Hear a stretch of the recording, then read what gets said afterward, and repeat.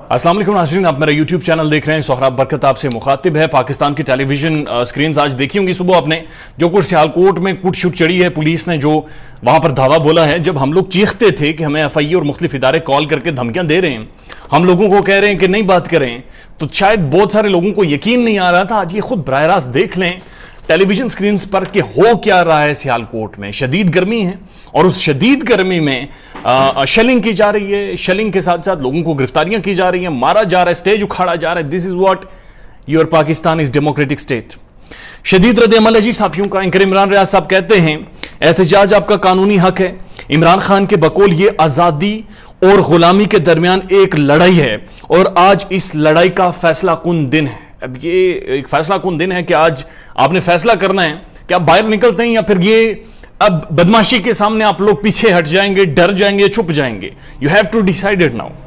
उसके बाद लिखते हैं इमरान रियाज साहब, पुरअमन कारकुनों पर तशद्दुद, गिरफ्तारियां और जलसागाह की तबाही, क्या अदालतें सिर्फ शरीफों को ही इंसाफ फराम करती हैं? रात 12 बजे भी लगती हैं, रात 9 बजे भी लगती हैं, तो अदलिया को नोटिस लेना चाहिए कि एक डेमोक्रेटिक प्रोसेस से रोका जा रहा है, जमहूरी अमल से रोका जा रहा है।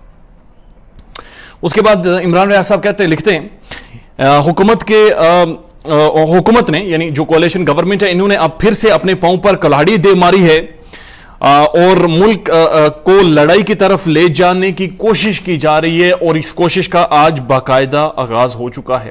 तारिक मतीन साहब लिखते हैं, नून लीग ने वही किया जो उसे आता है। इस गुंडागर्दी पर भी आजादी इजहार राय के चैंपियन साफी जो कोर्ट्स के सामने जाकर एहतजाज करते थे, पार्लियामेंट के सामने जाकर एहतजाजी वो फरले लेकर बैठ जाते थे, वो आज चुप हैं। बोलो बेहिसो या फिर बाकियों को भी उदा चाहिए। पाकिस्तान का प्रोमिनेंट साफी आज पीडीएम शहबाज शरीफ और उनको प्यारा हो गया और बड़ी हैरत होती है कि एक प्रोमिनेंट जर्नलिस्ट, एक साफी, एक फुल टाइम साफी जिसके एडिटोरियल्स लोग पढ़ते थे, आर्टिकल्स पढ़ते, टेलीविजन प्रोग्राम, वो एक हुकूमत के एडवाइजर के तौर पर अब काम करेंगे। उन्होंने एक सरकारी ओहदा ले लिया, सरकारी ओहदा कबूल कर लिया ताकि उनकी गाड़ी के आगे झंडा लगे। जी ये गवर्नमेंट ऑफिशियल्स है, हद है।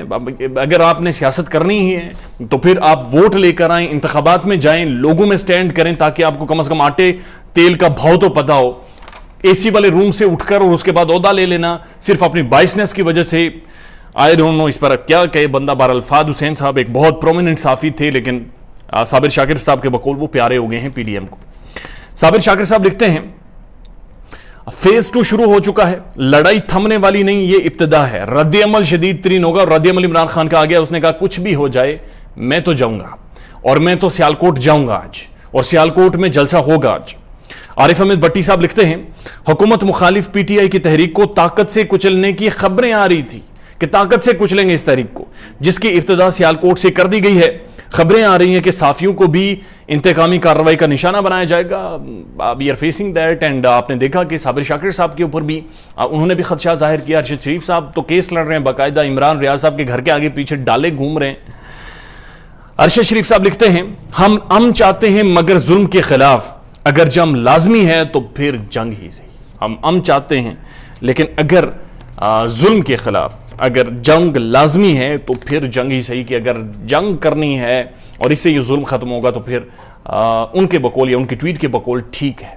फेस इट, रियासत के अंदर तशद्दुद नहीं होना चाहिए। तशद्दुद किसी भी इदारे के ऊपर, पुलिस के ऊपर, गवर्नमेंट ऑफिशियल्स के ऊपर या अवाम के ऊपर नहीं होना चाहिए। एहतजाज कर रहे हैं लोग, अपनी डिमांड्स रख रहे हैं और सियालकोट एक गढ़ है तहरीक इंसाफ का, वहां पर बड़ा वोट बैंक है। लेट देम प्रोटेस्ट, उन्हें प्रोटेस्ट करने दें, उन्हें एहतजाज करने दें। इस तरह रोकने से मुल्क के अंदर मजीद अनारकी बढ़ेगी। अपना ख्याल रखिएगा और हमारे चैनल का भी अल्लाह हाफिज़।